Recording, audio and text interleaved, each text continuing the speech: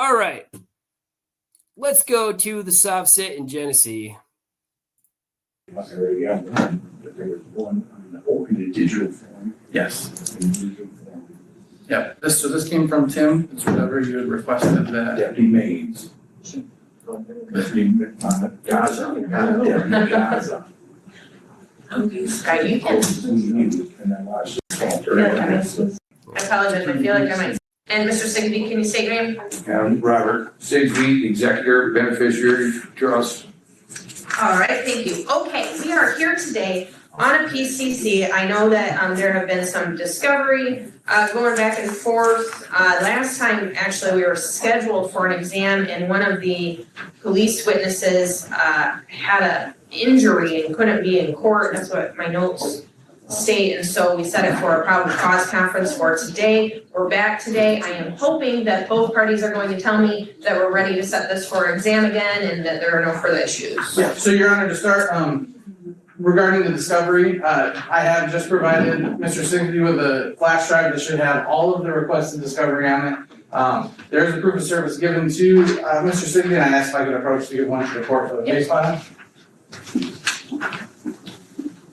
All right, thank you. Thank you, Your Honor. As for an exam, I have been able to talk to Sergeant Lenowitz regarding the officer. He is able to attend court now, so we are ready for an exam date. All right. And we would just ask that at the end of December. That's the only, he needed like another week or something before he was able to walk, so we would just ask that it be set for a December date.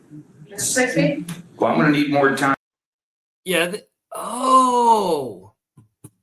I was going to say I'm trolling this dude because I did. That's how I got the video.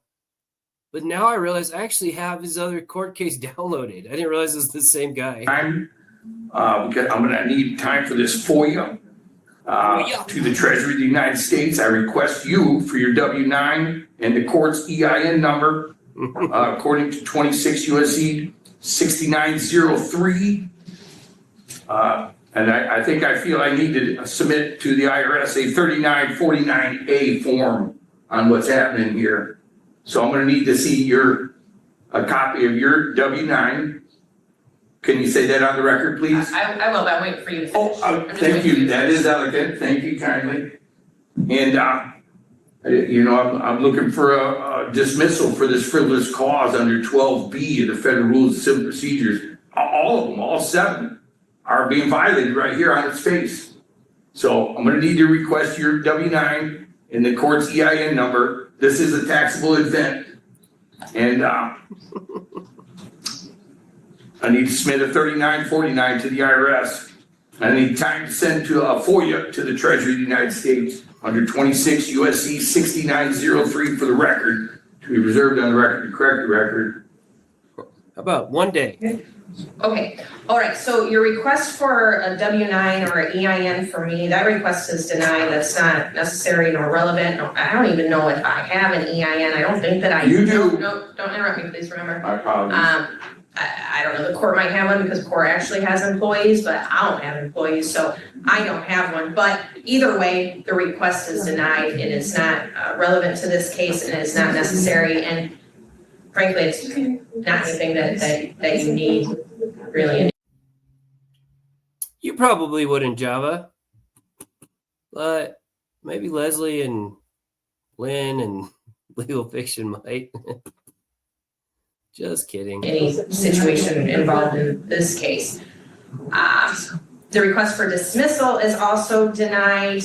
There are no rules being violated here. In fact, the court has been more than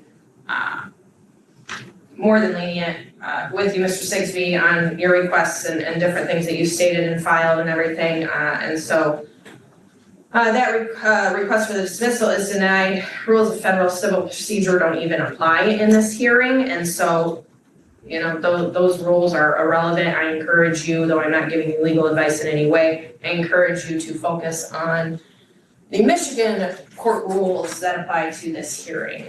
Those would probably do you better to quote than the federal rules of civil procedure.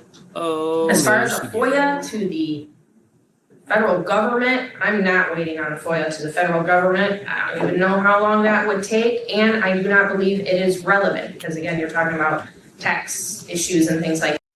I wonder how much it would cost. this, and we are on a case that involves a count of assaulting, resisting, or obstructing the police, bringing contraband into a prison, and driving while license suspended. And so I am going to give you time, as I have in the past, so that you can be prepared, but I'm not going to grant the request to just simply adjourn until you can get the information you just stated, because that information is not relevant to this proceeding.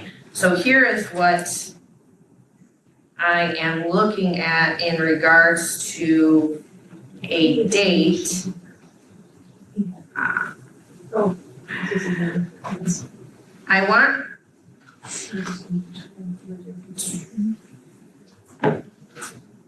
Let's see. So, Mr. Sigsby, if I were to put this in January as opposed to December, would that make you happier? It is fine with me, even though I am objection under special restriction appearance that there has been substantive due process violations across the Constitution and the laws of the United States on its face, including the Fifth Amendment. My private property was taken without just compensation. The due process of there was never an indictment. This is a probable cause conference, and that's not suffices to satisfy constitutional substantive due processes that have been violated. And in the 11th Amendment, foreign citizens cannot invoke the judicial system of the United States. And once again, I can read off every way that you guys are foreign right here, easy enough. We have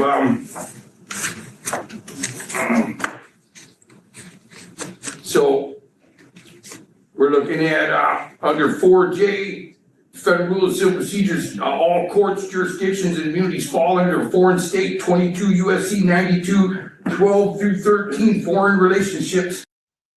You know, the best way to explain this case is by the look on Mr. Meeks' face. Once an oath is required, it takes an oath of office to be required. 11th Amendment, foreign citizens are not, cannot invoke the judicial powers of the state. That's 28 USC 3015A, the definition of the United States means a federal corporation. Foreign Sovereign Immunity Act 1976, 1605 through 1608.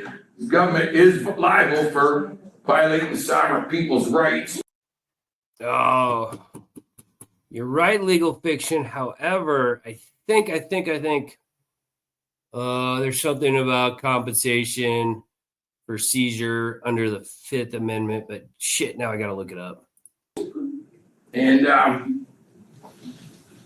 again, under Trinity versus Pegularo, anything that the prosecutor says and puts on the record is to be struck. Attorneys cannot give testimony or be a witness in a court case, and I do believe that has happened here too.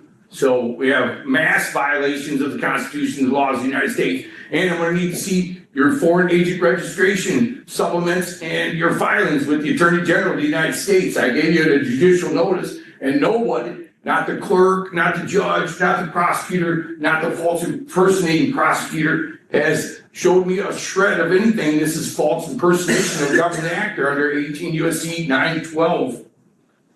Okay. The other issues that Mr. Sigsby brought up earlier, he's brought up on a couple different occasions. That's why I didn't really give you a chance to speak at Attorney Wallace. I apologize, but I believe I made rulings on those things before as well. Was there anything you wanted to say in response to what you just said?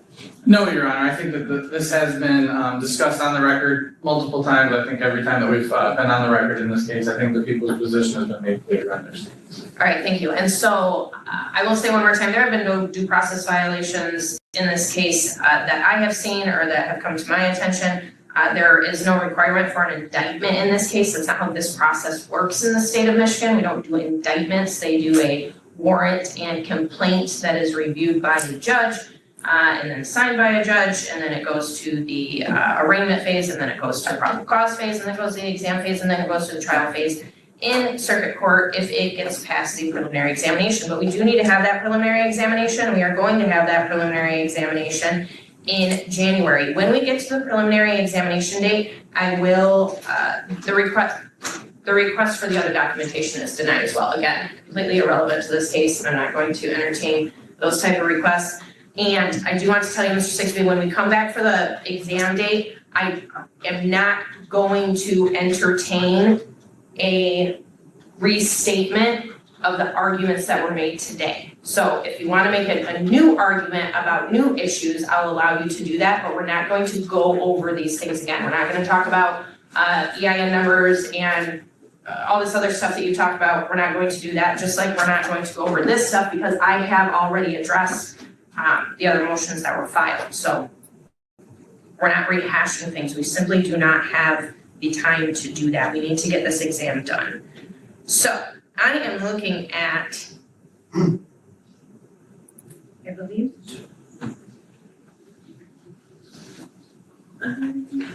January. I would say that the most we're going to learn here is how not to execute a back dive.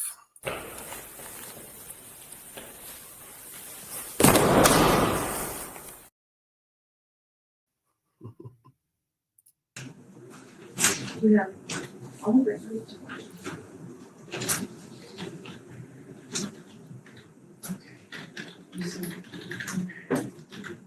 Okay, 20? Yeah. I'm not duty for catch-up.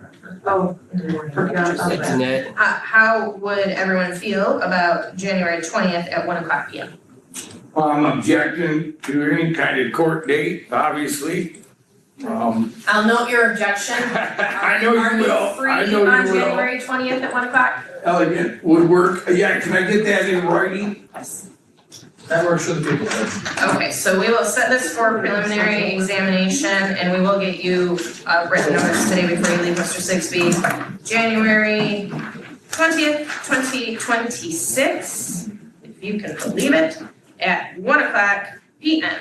All right? Preliminary exam. Preliminary examination, so make sure to bring documentation witnesses, that's the time when I'm gonna hear those things, to establish whether or not there is probable cause to believe that a crime exists or a crime has been committed. A crime has been committed by you, Mr. Sigsbee, and has been committed in this venue being Genesee County. And if probable cause is established, then the matter will move on to your actual trial in the circuit court, if probable cause is established. Thank you, Your Honor. Good, okay, thank you, everybody. I did. Oh,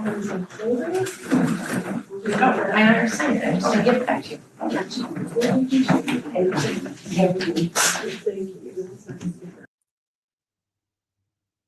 Yeah. Oh wait, hang on. These are the grammar school certificates.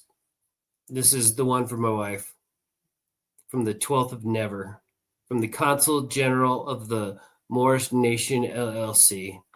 So if you're looking for a YouTube